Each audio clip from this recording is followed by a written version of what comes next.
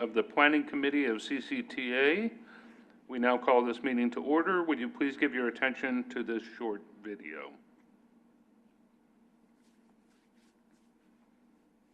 This meeting will be conducted as a Zoom webinar to allow for public participation and comments. The Contra Costa Transportation Authority does not condone hate speech in any form.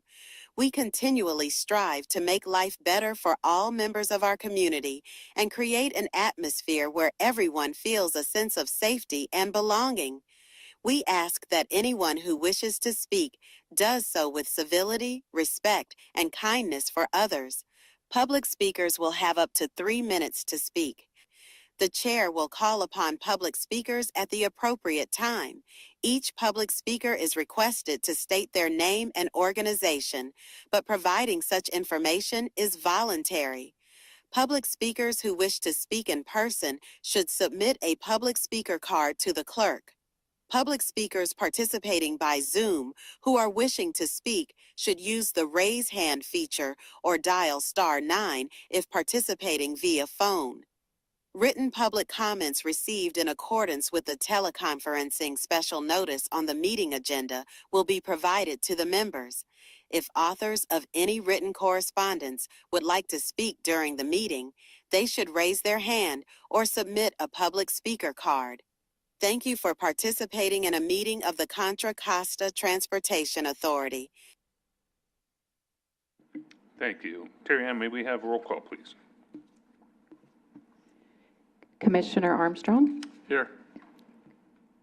Vice Chair Obringer? Here. Chair Carlson? Here. Okay, we do have a quorum, and we have Commissioners Kelly and Meadows absent. Thank you. Next item on our agenda is public comment. This is the opportunity for members of the public to comment on items under this committee's jurisdiction, however not specifically identified on the agenda. Is there anyone wishing to speak in public comment?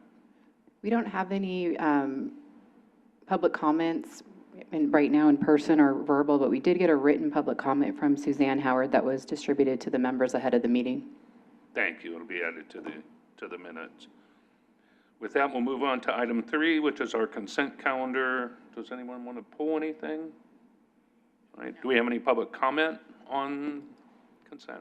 We have not received any public comment, written or verbal. All right. With that, I'd entertain a motion to approve the consent calendar. I'll move approval of the consent calendar, items A through E. I will second that motion. So first by Armstrong, second by Obringer. May we have, we can actually do it by acclamation, right? All in favor? Aye. Any opposed? Any abstains? No remote members. With that, it's unanimous by all members present. Moving on to our regular agenda, approval of the Alameda Contra Costa activity-based travel demand model, and we have a presentation by Matt Kelly. Thank you, Matt. Thank you, Chair Carlson. Good afternoon, Planning Committee members. Matt Kelly, Acting Director of Planning for CCTA. Let me turn on my camera here, and we'll get going. Yes. Okay, so I'm here to talk about our new travel demand forecasting model known as ALEC. I'm going to tell you a little bit about it, why we developed it, and what we plan to do with it. So, a little bit about our history. Every 10 years, we are required to update a travel demand forecasting model. That's required by Measure J, and it's also a requirement of our role as a CMA, Congestion Management Agency. So every year we do a major, or every 10 years we do a major overhaul of our travel demand forecasting model. Every few years we do technical updates, like when the RTP is updated, we incorporate the land use from the adopted RTP into the model. But every 10 years we kind of start from scratch and rebuild it. So leading up to the 2020 decennial update, we were concerned about our current model, the countywide model, becoming less and less consistent with the regional MTC model. And that is one of the CMA requirements, is that we are maintaining a model consistent with the regional model. So MTC several years ago transitioned to what we call an activity-based model from a trip-based model. I'll get into the details in just a moment. And because of that, our model was over here and their model was over here, and they would never get any closer. They would only move further away from each other. So we started talking about how, what should we do to remedy this. So we engaged one of our consultants to do an evaluation. That was in 2019. The recommendations were that we do move forward and develop an activity-based model for the authority that would be based and built upon MTC's current model at the time, Travel Model 1.5, which was the model they used for Plan Bay Area 2050. But then, because, it's a big model, we have a lot of consultants in the county running small jobs on models, like, for a new housing development across the street, or, a new Costco in Brentwood. Our consultants are much more familiar with the countywide model and the way it runs, and I'll get into it in a minute, but it does tend to treat smaller projects better. They get more of a reaction from the model, whereas an activity-based model, it might be too small for it to pick up on. So a recommendation was that we retain our current trip-based countywide model for those locally serving projects. So then in 2021, we had conversations with Alameda County Transportation Commission. We were both going through the same issues, both using a trip-based model, both having consistency issues with MTC. So we said, hey, our counties basically share three sides and a lot of things in common. Why don't we get together, partner on an update of the model using MTC's model? It's a big lift. We both, are not experts. Both agencies are not experts at this. Let's do it together. It would add some efficiencies, and we could, kind of learn together. So we signed an a cooperative agreement with ACTC to each fund 50% of the consultant costs.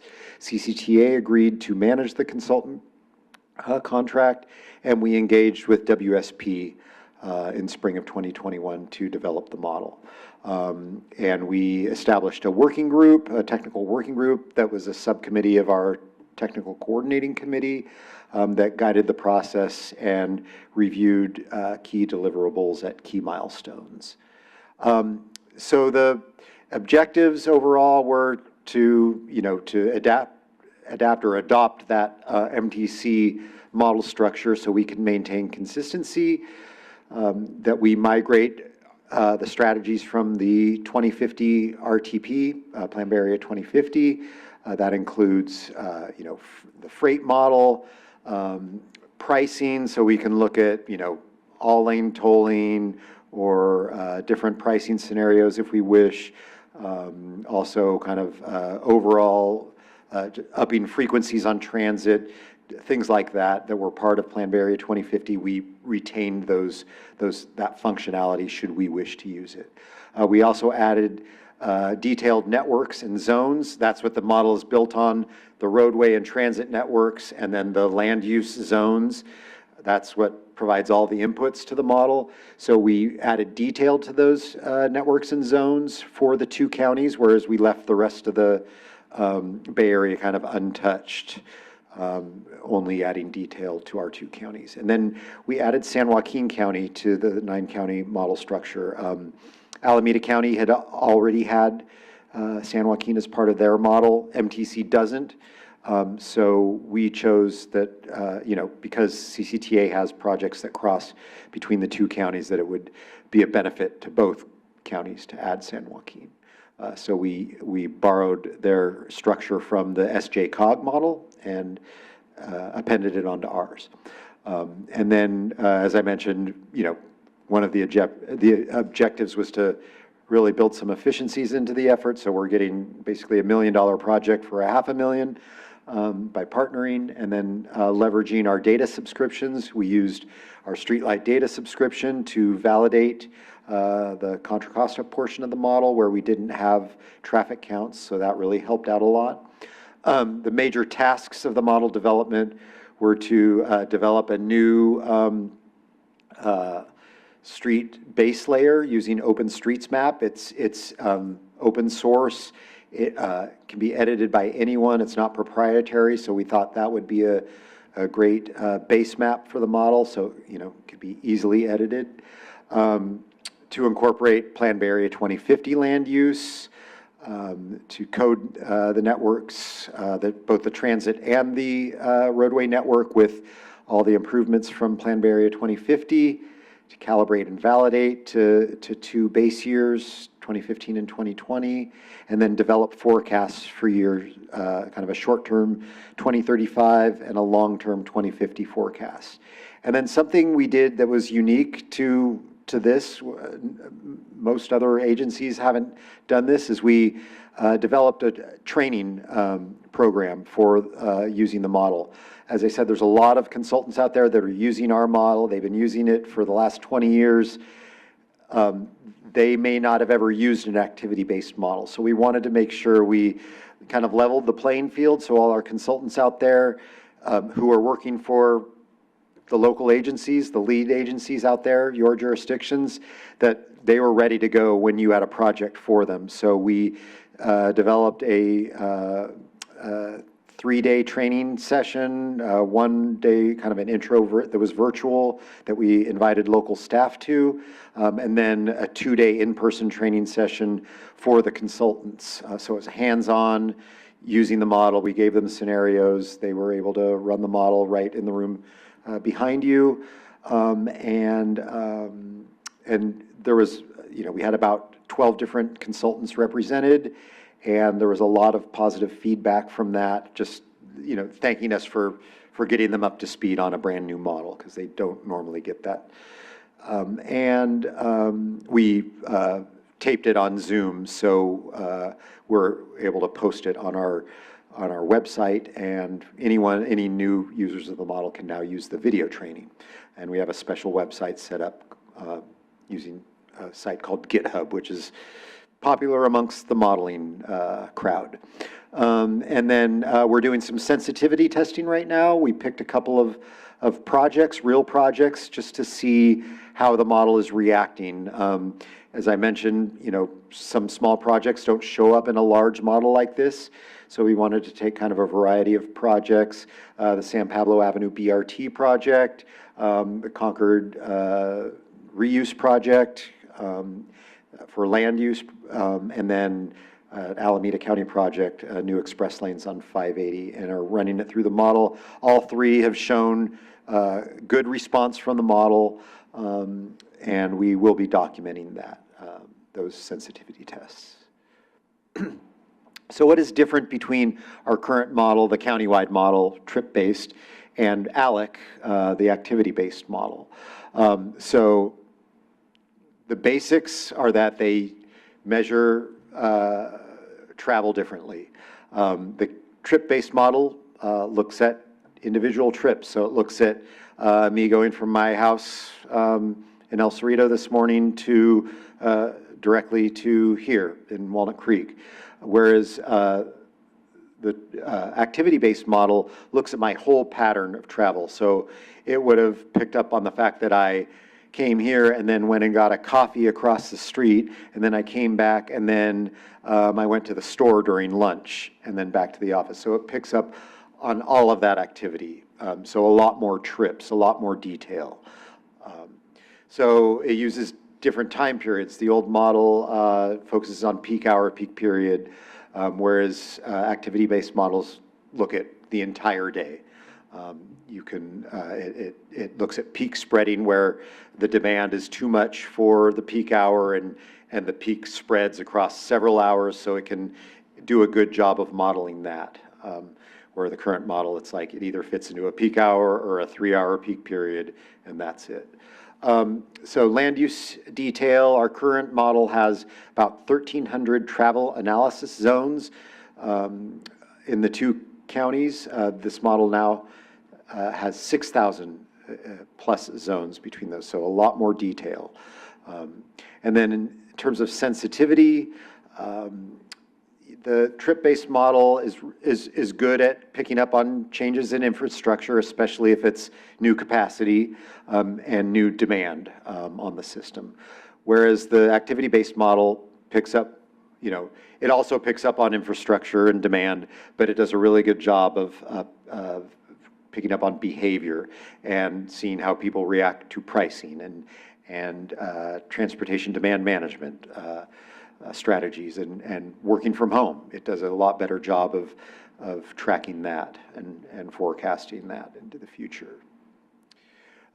This is some really technical stuff, just kind of lays out the changes we made to the MTC model. So the column Alameda Contra Costa is ALEC, our model, and Plan Bay Area 2050 is what we started off with before we started making some changes. So you can see we did make some changes, but really we left most of the components I think the we same. hung up. So if you change the slide, Oh, wow. It's not matching. yeah, the screens in front of us are Yeah. frozen. Yep, you're right. It's not Are we okay advancing. on Zoom still? I don't know what they're, yeah, Zoom looks locked as well. Nope. Yeah. Well.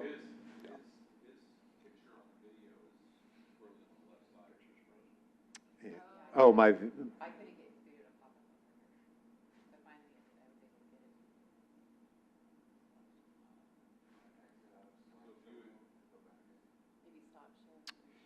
Yeah. I wonder, stop share and start share?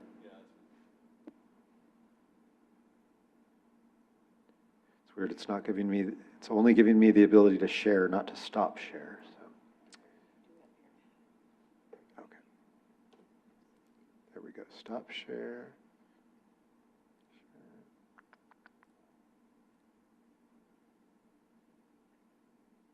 Any difference?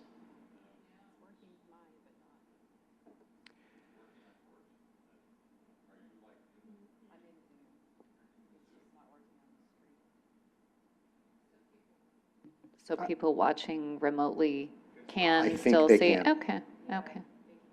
I have 2 more slides that I can hopefully create a visual for.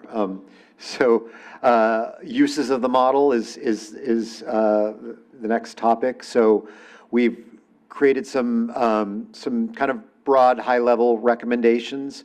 We're asking that all users of the model check in with us before using it, and we can advise them.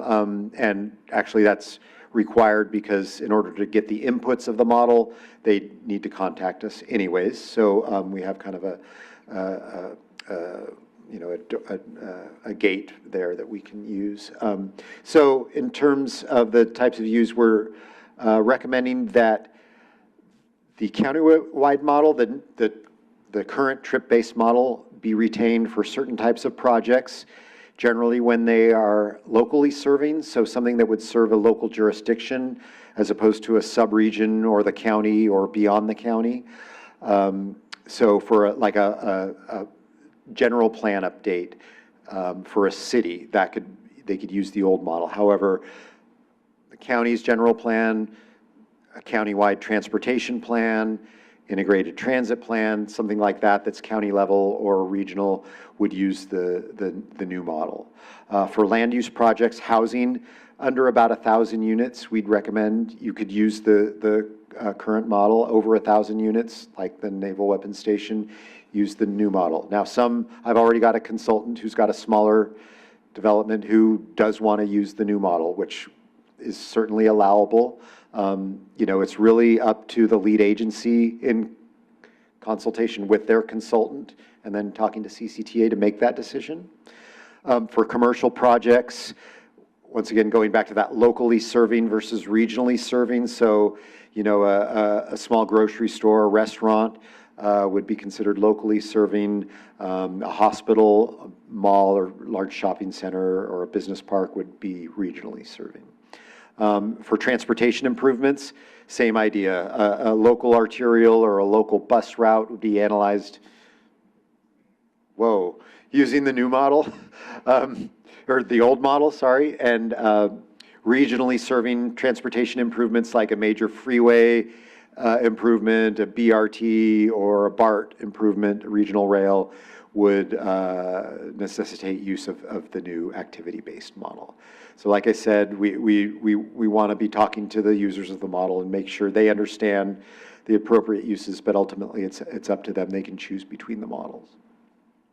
So staff recommendation at this time is to approve use of, and I didn't get into the name, we named it ALEC, just so, you know, we could have a handy way of referring to it different from the countywide model, and it's really just Alameda and Contra Costa combined, but it sounds like a name. So calling it ALEC, and we're recommending you approve its use by lead agencies and their consultants, but also retain use of the existing countywide model for locally serving projects and VMT estimation. It's been our source for VMT for the last 5 years.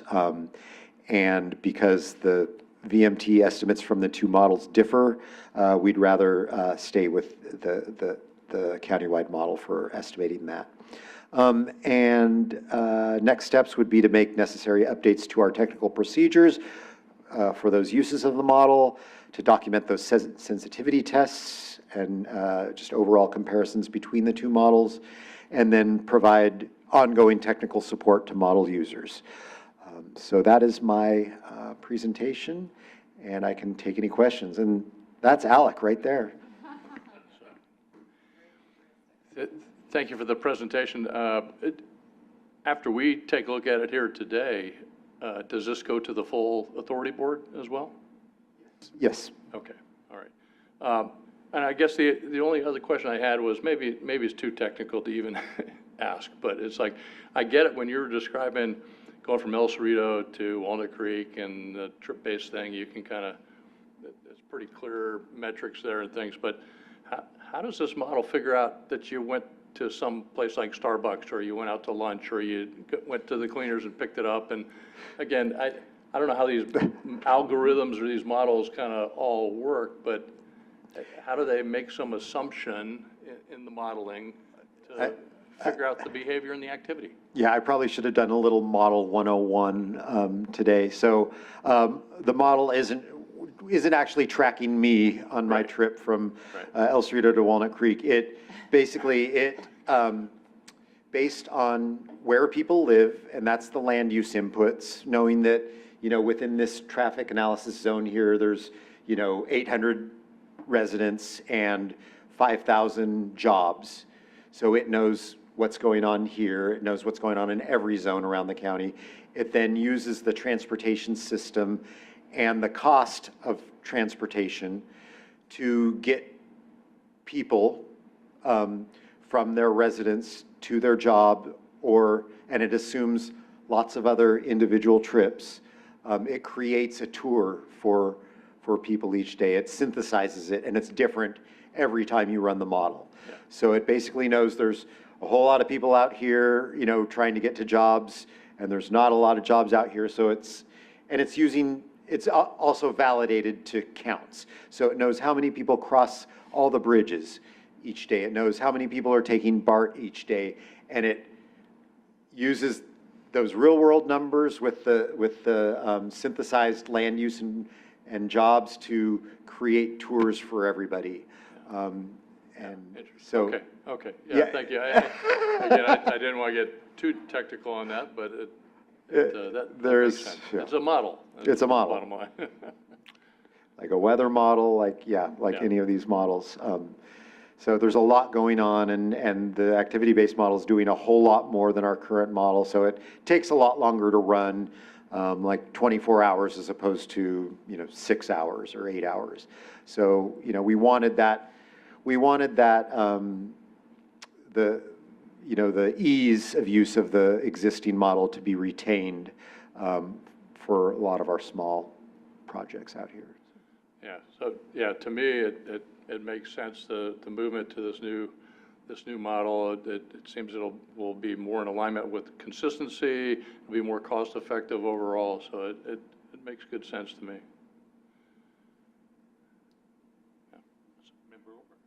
Thank you. I just wanted to say I appreciate how San Joaquin is getting folded in, since it seems like the Bay Area, we are moving toward that mega region vision, right?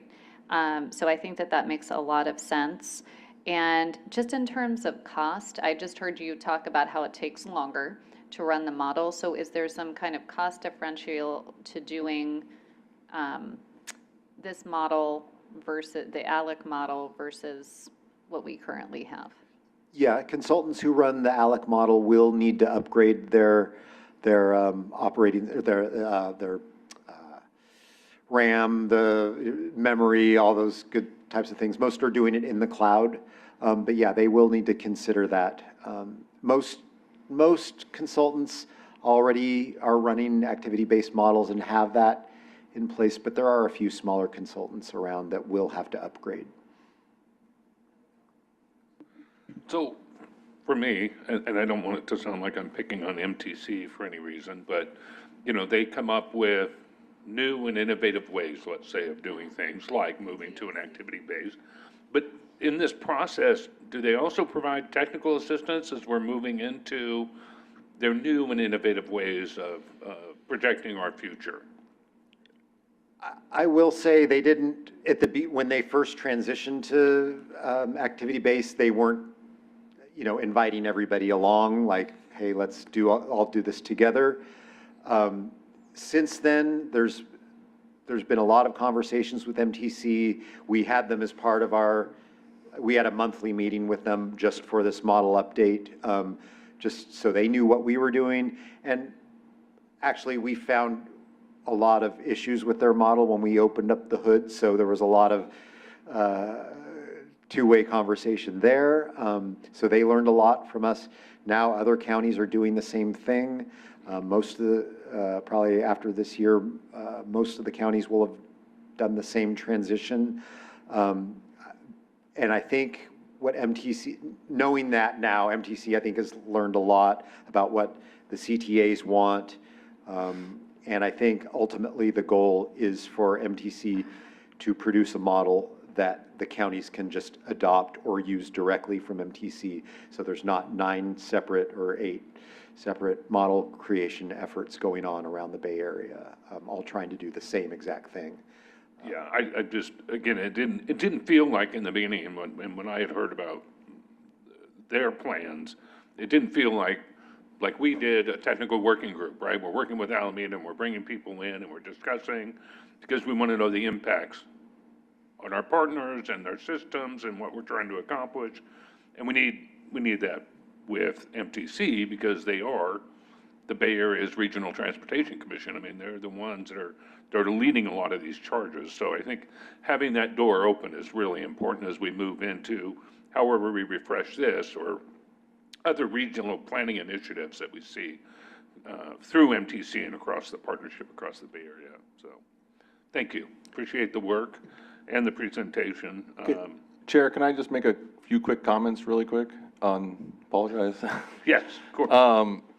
I just wanted to kind of highlight some of the things that are really important about this model. So like, just to give some like real world examples. So like, I know Innovate 680 is a really key, component for the agency. And a big part of Innovate 680 is like, you have like this like share mobility hub network, and you've got all this first and last mile, and you have more, we're looking for more walking and biking and all these different things, right?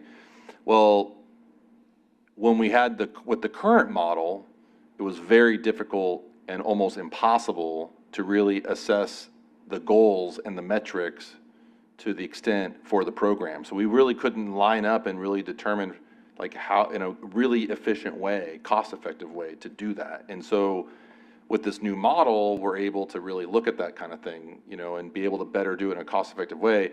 And I know Innovate 680 is just it's just a piece of the puzzle. And as we think broader across the county, across the entire county, it's going to think about like how we can look at this like off-network stuff, because we're so focused on highways. Like the previous model was really built around like roadways and cars and, you know, transit, you know, and even transit was difficult to model. So like now with this new activities model, we get a better sense of like where people are going, how people are traveling, and how we can assess that in these projects. And a big component of that is like, as we're very familiar with, is even vehicle miles traveled and VMT. And as we're developing like these VMT strategies and all these things, like this activities model is like really key, you know, to all of that in terms of project delivery, planning, all those things. So it's just give you a real world feel of like, this is really important in terms of like the direction that we're trying to go even as an agency.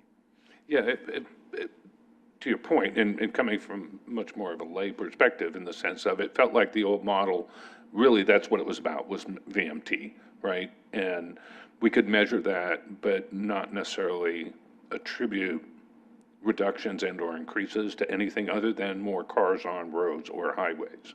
As with this, the impacts of all the ancillary and the other transportation methods we're putting into it based on people's activity really can give us a better eye and a better measure on the impacts we're having using alternative modes of transportation, or what we do in road widening or increasing traffic flow specifically on streets. So I really am excited to see it implemented. And I do like the fact that you have the ability to use both, right? In the sense of, because when you're looking at a small land use development in a small jurisdiction, your neighbors are more concerned about the immediate vehicular traffic in that surrounding neighborhood. Doesn't have a regional impact, and there's not much we're going to be able to do about minimizing what we're looking at the first mile, last mile type impacts, right?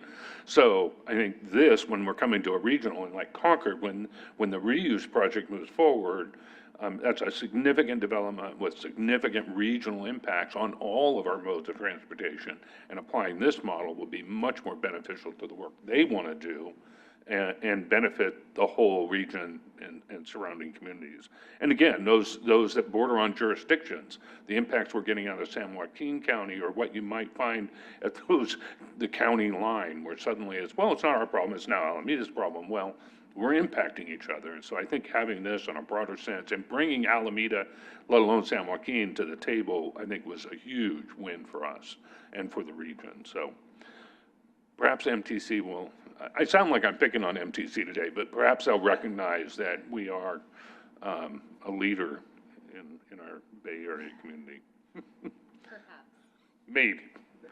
With that, do we have any other questions? Any public comment? We have received no public comment. All right, with that, to bring it back, we're looking for approval of ALEC. I so move approval of ALEC, of the ALEC model, I should say. All right, I'll second. Vice Chair Hubringer, and a second by Member Armstrong. All in favor? Aye. Any opposed? Any abstain? Unanimous by all members present. Our next item, losing track of my agenda here. Item 4B, 2025-26 Transportation Fund for Clean Air Projects that comply with the Bay Area Quality Management District's board-approved policies. And we are joined by Danielle.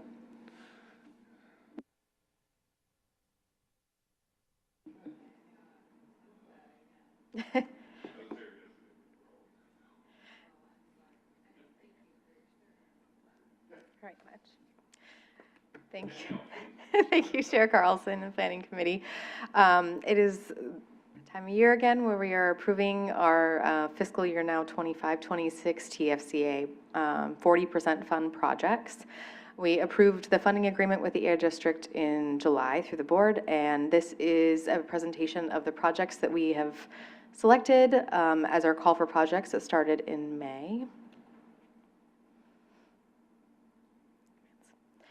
So I'm going to go over just a general overview of what the 40% fund, the purpose of it, our call for projects and our evaluation process, the funding allocations that we have selected, the project recommendations, a briefing on the youth transit programs that are included or not, and then our, where we're at within our RTPC approvals of the projects.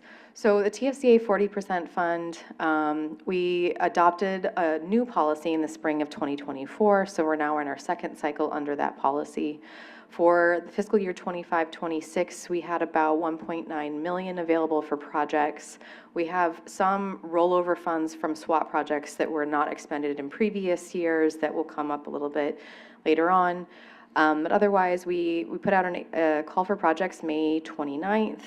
We had 3 weeks for applicants to respond to that. We received 9 applications within that time period in the deadline with a cumulative request for 2.2 million. So we were oversubscribed in the request for the fund.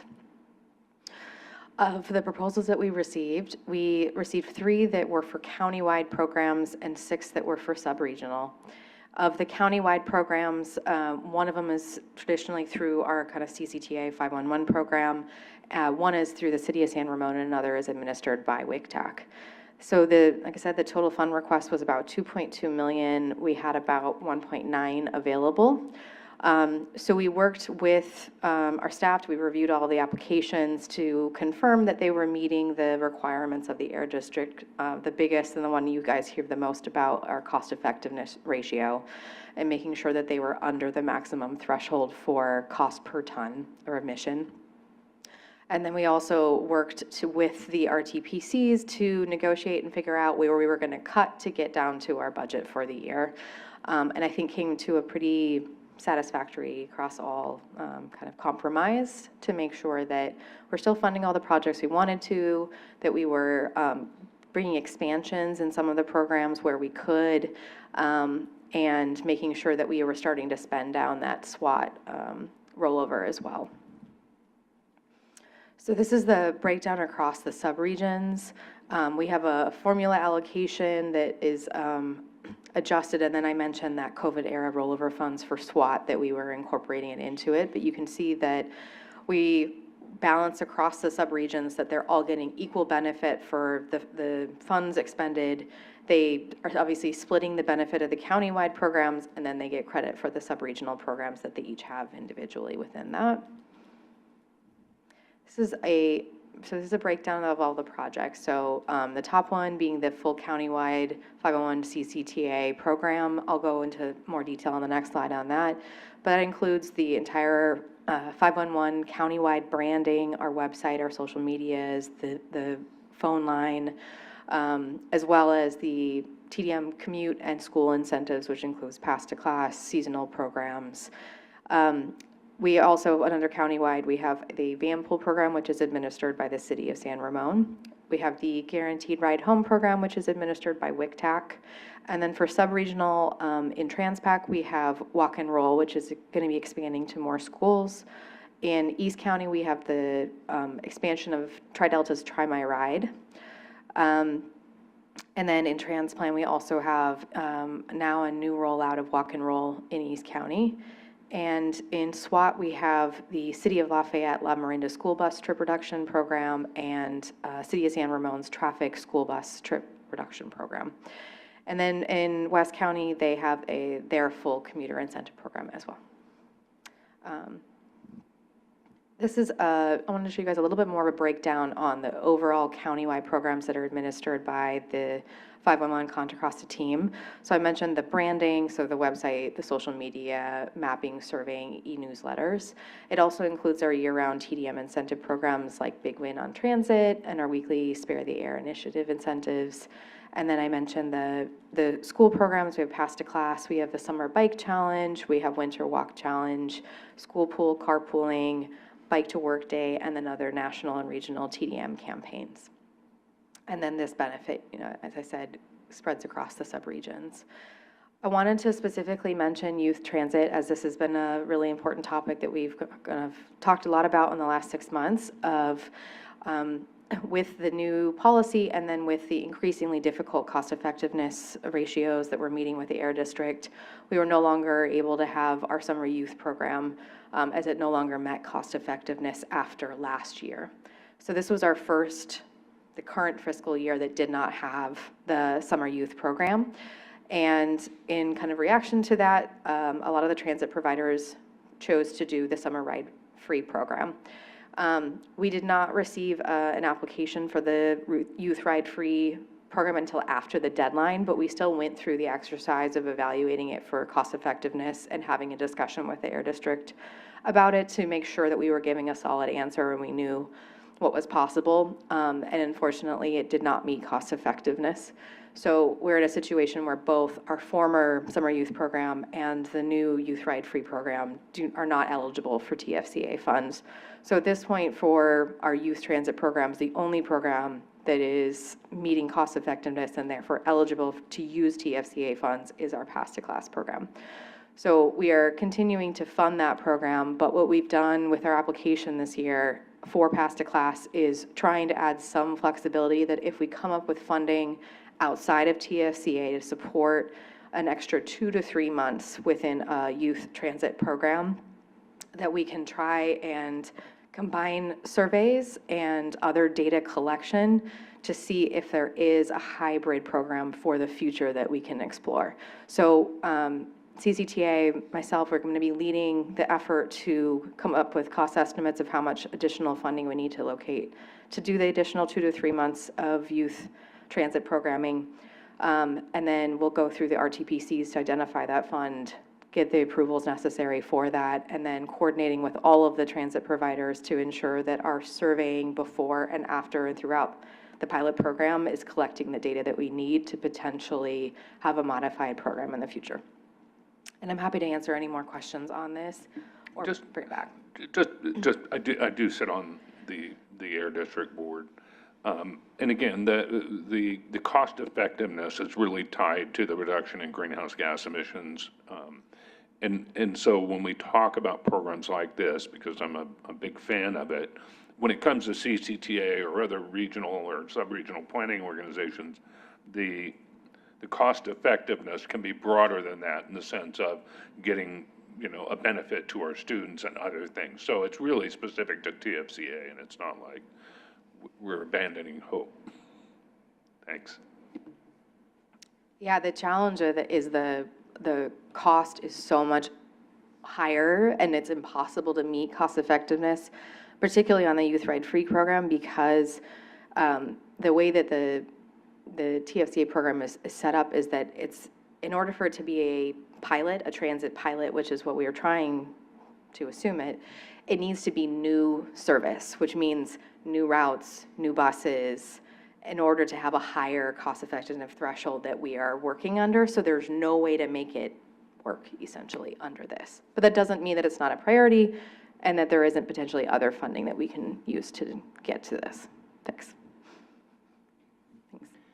I seem to recall, at the SWAT meeting, we talked about use of the TFCA funds.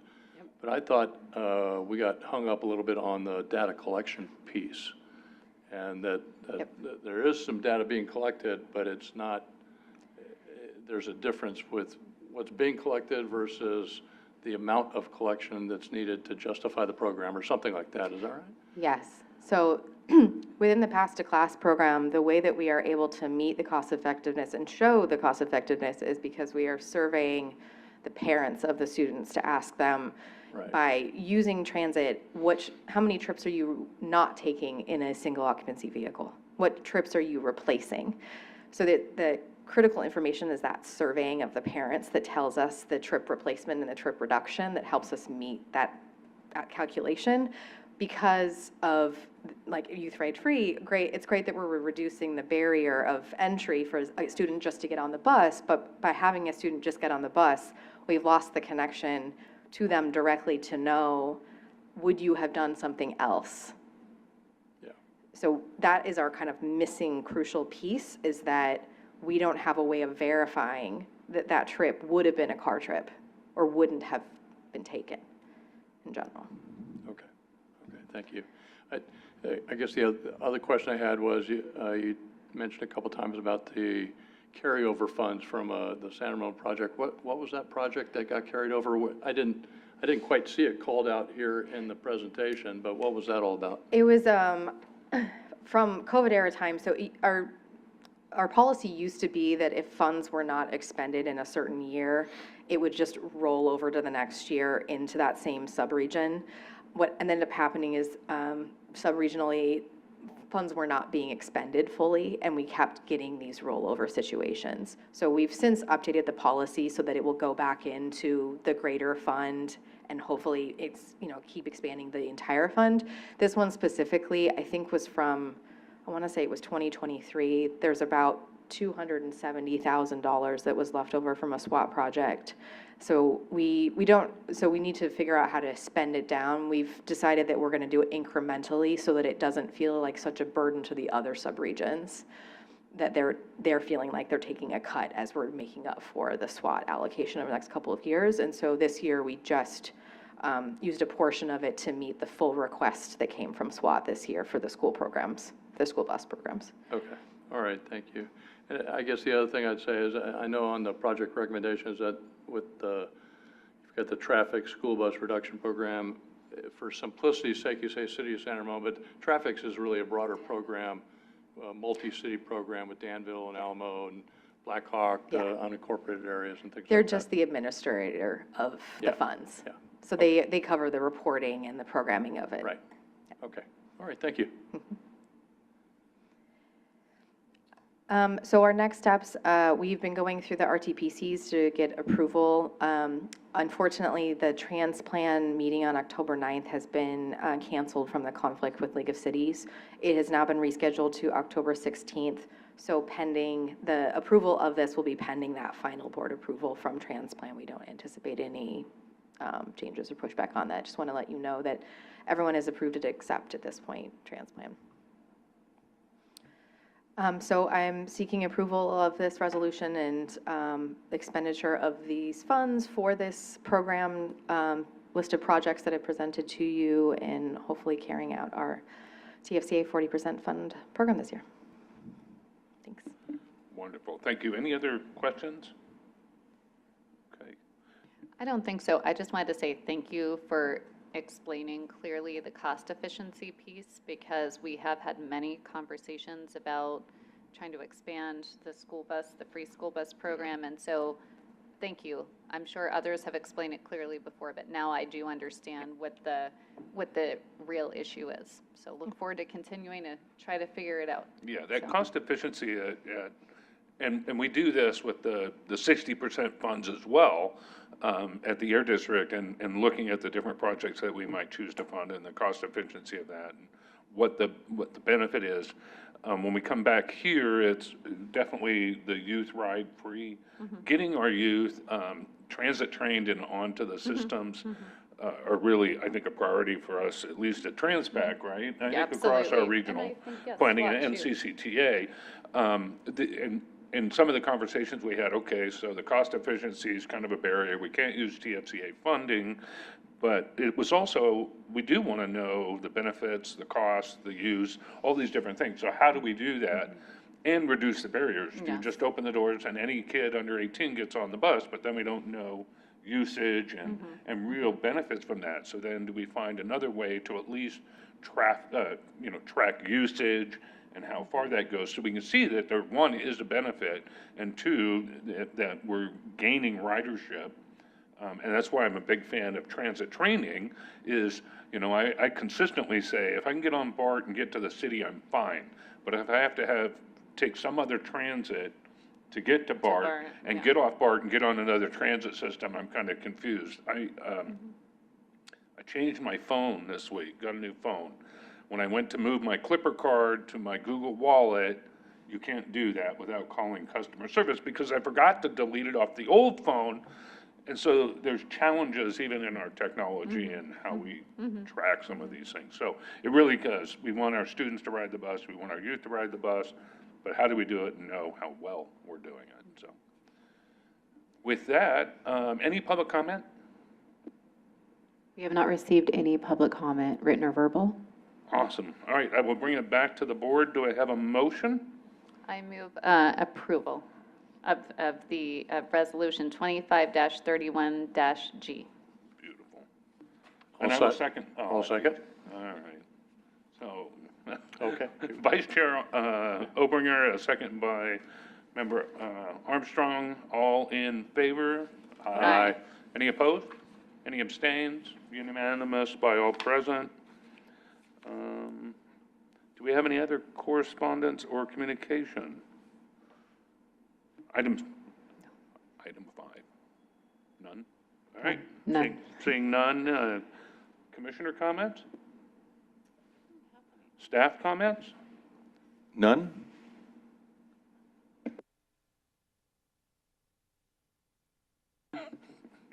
Wow. I have none. All right. Any other business? We have no other business. Wonderful. We will adjourn to our next proposed meeting of November 6th, 2025 at 1:30 PM. Thank you all for being here. We are adjourned.